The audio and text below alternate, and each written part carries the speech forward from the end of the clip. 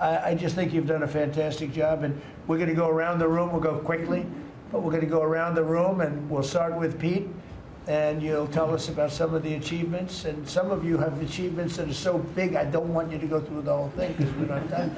But we'll start with Pete, and then if you want, we'll take some questions at the end. Please, Pete. Well, thank you, Mr. President. As you said, it has been a historic year at the Department of War. Recruiting and retention over this year are at the most historic levels our country has ever seen. I had a chance to be on a aircraft carrier destroyer over Thanksgiving. The spirit in our ranks since the election under President Trump is unprecedented. I've never seen anything like it as a soldier myself in uniform, and I know a lot of you feel the same way. We've ripped out the DEI and the political correctness. It's all merit-based at the department. We're getting back to basics: accountability, training, readiness, lethality, and that's reviving that spirit.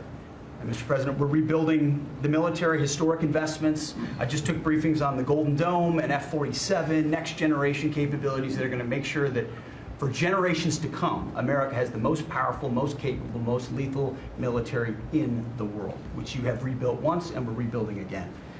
And then we're reestablishing deterrence and credibility. If you look at what happened, we deal with every day the outcome of what happened in Afghanistan, the debacle under Joe Biden. We just dealt with it in the streets of Washington, D.C. with those 2 National Guardsmen. And then what happened on October 7th with Hamas, what happened in Ukraine, a war that never would have started under President Trump. We're having to rebuild that. So whether it's freedom of navigation and taking the fight to the Houthis, whether it's Midnight Hammer, those beautiful B-2s going 37 hours back and forth, undetected, delivering with precision, and Iran not getting nuclear capabilities, Europe and NATO stepping up to 5%, locking down our southwest border. It's been an honor to work with Christy and Tom and everyone else down there to lock it to 0, operational control of our border. And then it's getting after and going after narco-terrorists and designated terrorist organizations in our own hemisphere. As I've said, and I'll say again, we've only just begun striking narco boats and putting narco-terrorists at the bottom of the ocean because they've been poisoning the American people.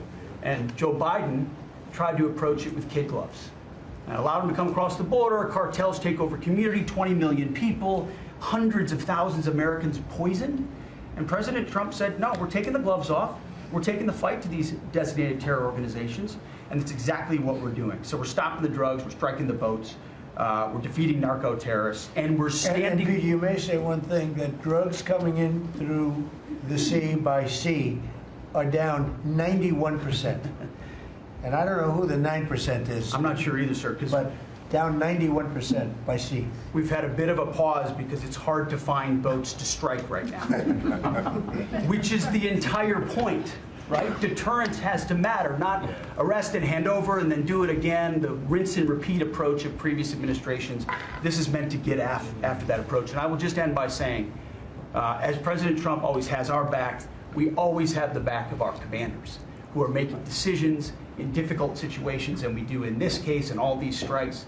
They're making judgment calls and ensuring that they defend the American people. They've done the right things. We'll keep doing that, and we have their backs, Mr. President. Good job. Thank you very much.